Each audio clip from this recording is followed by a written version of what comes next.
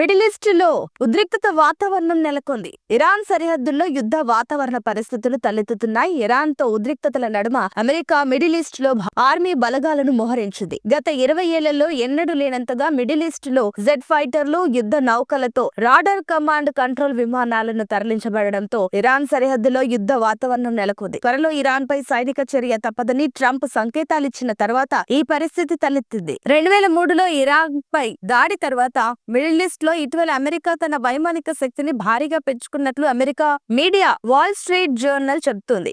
అయితే గత కొన్ని రోజులుగా అత్యాధునిక F-35, F-22 వంటి జెట్ ఫైటర్లను మిడిల్ ఈస్ట్ కు తరలించింది.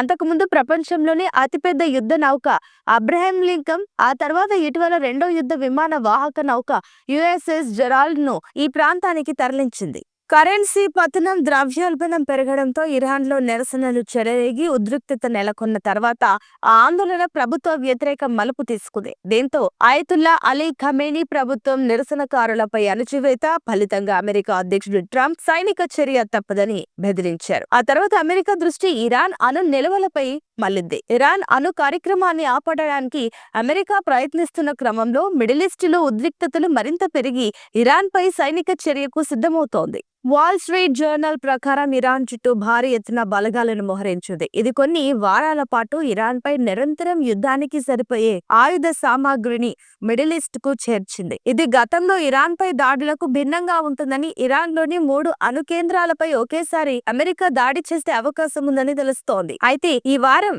జెనీవాలో అమెరికా, ఇరాన్ ప్రతినిధులు సమావేశమైన క్రమంలో ఇరాన్ అణు కార్యక్రమాలపై చర్చలు జరిపారు. అయితే ఇరాన్ పై దాడులు చేయాలా వద్దా అనేది ట్రంప్ ఇంకా నిర్ణయం తీసుకోలేదని అధికారులు చెబుతున్నారు. చర్చల్లో కొంచెం పురోగతి కనిపించింది. అయితే చాలా విషయాల్లో రెండు వైపులా చర్చలు జరుగుతున్నాయని white house press secretary Karoline చెప్పారు.